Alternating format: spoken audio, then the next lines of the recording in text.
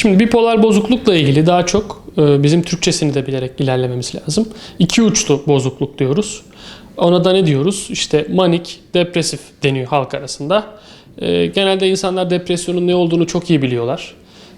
Sürekli üzüntülü hissetme, işte bakımını yapamama, karamsar düşünceler, uyku sorunları, evden çıkamama gibi. Bu depresyon artık insanlarda bilinen bir şey. Ve bunun tam tersi var. İnsanlar daha hızlandığı ama bunun gün içindeki dalgalanma gibi değil. Böyle bir hafta, 10 gün hatta daha fazla süren. Yani bu kişide bir gariplik var dediğiniz bir olay. Ne oluyor?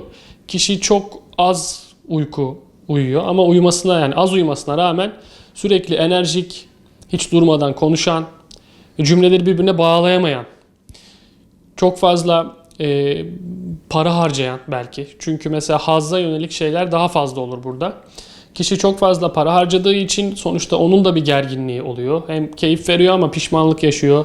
Çok fazla cinsel istekte artış yaşıyor ve bir kişi çok daha sinirli görüldüğünde, yani normal hali, ya bu hep bildiğimiz kişi değil, çok fazla sinirli, bu kadar da sinirli değildi, her şeye bu kadar takılmıyordu, şüpheci değildi, ne desek şüpheleniyor dediğimiz kişi de bipolardan şüphelenebiliyoruz. Kişi bir kez bile bu tarz bir manik dönem yaşadığında bipolar bozukluk tanısını alır. Buradaki temel sorun, kişiler böyle bir problem yaşıyor. Bunu kendileri değil, daha çok çevresi fark ediyor.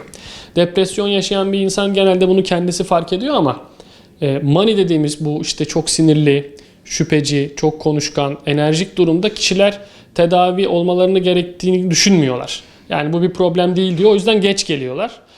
O yüzden hani hastanın yakınları fark ettiği an hızlıca belki işte hastaneye bir şekilde gelmesi gerek. Çünkü bu tip durumda maalesef sadece terapilerle iyileşme yeterli olmuyor. İlaç tedavisi şart. Hatta bazen çok ileri seviyelerde yatarak tedavi bile gerekiyor. Ama erken gelişler atakların sıklığını azaltır, şiddetini azaltır. Yani şimdi şöyle düşünün, çok sinirlisiniz, gerginsiniz, kimseyle iletişim kuramıyorsunuz. Böylelikle işinizde de ciddi problemler yaşarsınız. Çok hızlı düşündüğünüz için odak sorunları yaşarsınız. Bir şeyde kalmak, sabit durmak zordur. Çok fazla para harcıyorsanız artık bir süre sonra parayla ilgili maddi sorunlar yaşarsınız. Hiç uyumadığınız için sürekli işte performansınızla ilgili sorunlar yaşarsınız. Yani kafanız dalgın olur, gider. Yani o yüzden özellikle bipolar bozukluğun zaten bizim için kriterlerinden bir tanesidir. Hayatı etkiliyor olması da önemli. Yani insanlarda şu var, ya ben bir sinirliyim, işte bir mutluyum, bir mutsuzum gün içinde. Bu bipolar değildir. Bipoların gerçekten hayatı çok fazla etkilemesi önemli. Yani diyorum ya, kişi ya her zamanki bildiğimiz kişi değil, biraz farklı dersiniz. Yani o kişideki o farklılığı görürsünüz. Okul performansı ciddi düşer. Çünkü depresif kişi de mesela okula gitmek istemez.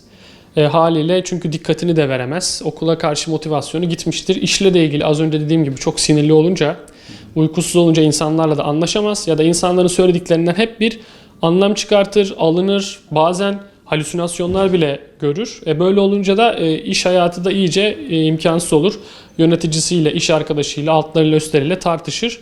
Aile hayatını da ciddi şekilde etkiler. Çünkü belki bazen aşırı kıskançlık atakları ya da böyle zehirleneceğine dair düşünceler, zarar göreceğine dair düşünceler olunca ailede eşlerle ve ebeveynlerle ciddi bir ilişki sorunu yaşanır. Kişi sürekli ağlamaklı olur. Hiçbir şeye enerji bulamaz.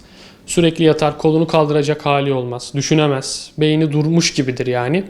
Ve ya çok çok uzun düşünür ya da sürekli uyur, yatar, sürekli yemek yer ya da hiç yemez. Yani yeme alışkanlıkları da ciddi değişir.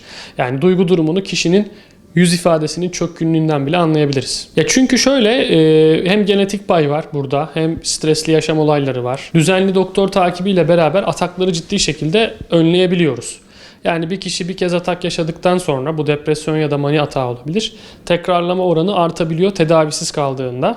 Ama tedaviyle beraber kişi belki hayatını etkilemeyecek bir şekilde bu hastalığı yok saymayı öğrenebilir. Yani bu ataklar geldiğinde seviyesi artmadan erken planlamayla beraber kişi belki aylarca ya da haftalarca yaşayacağı bir sorunu birkaç günde basit bir tedaviyle de atlatabilir.